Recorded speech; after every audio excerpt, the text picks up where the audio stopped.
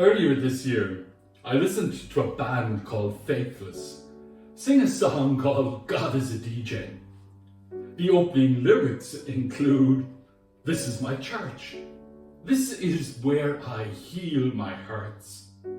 And then the lyrics describe enemies becoming friends and bitterness ending, while invoking respect, love, and compassion.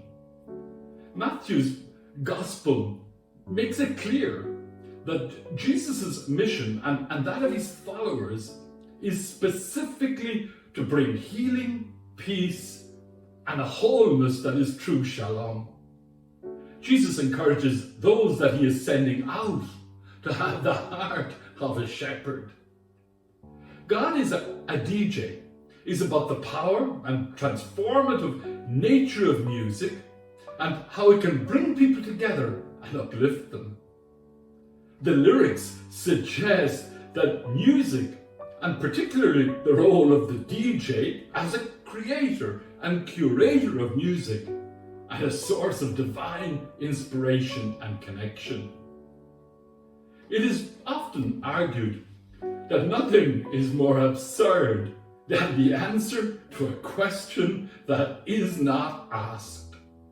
A religion teacher in the USA notes how much high school students are more immediately receptive of the teacher's philosophy classes than they are in their religion classes, where they tend to come in with a kind of protective shield.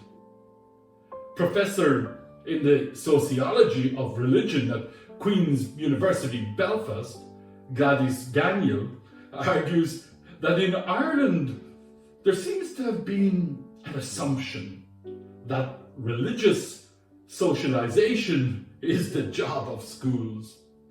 Gladys quotes research that argues that parents' attendance at church liturgies, coupled with discussion of spiritual matters in the home, is much more important in transmitting faith than what happens in schools.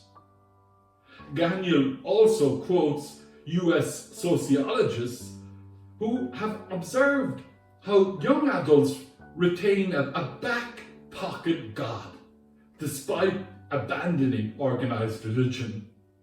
These young people treat faith like a smartphone app, something readily accessible, easy to control and useful, but only for limited purposes. The Irish Youth Federation study in 2021 highlights how young people in Ireland are very anxious, lonely and vulnerable. When speaking about youth in Ireland, they speak about a generational time bomb. The report describes young people in Ireland as a generation lacking in social skills and the resilience to succeed. It seems that young people are adrift, or as Jesus might say, like sheep without a shepherd.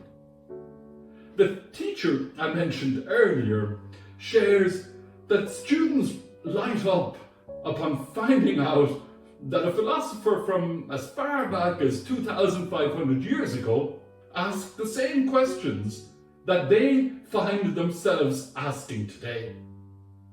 This teacher argues that philosophy can help young people to transform their back pocket God into more meaningful religious convictions. This teacher argues, in philosophy, the soil of reason is tilled to receive the seeds of faith more openly.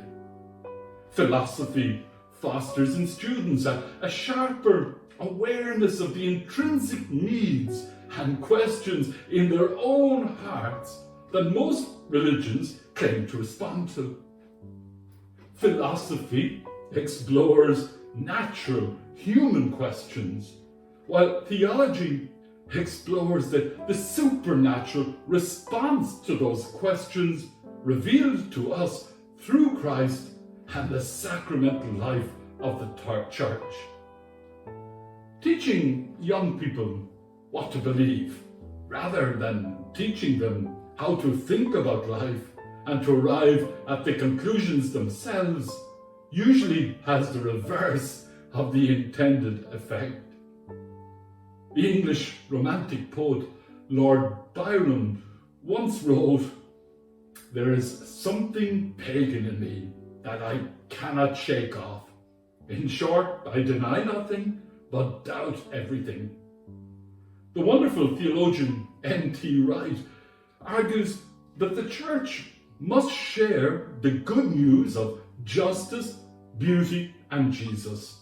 Wright sees beauty in music and could imagine God is a DJ opening minds to explore Exodus's image of God carrying us on eagle's wings when we are harassed or rejected, or even warming us up to speak of the joyful trust in God that St. Paul so beautifully describes.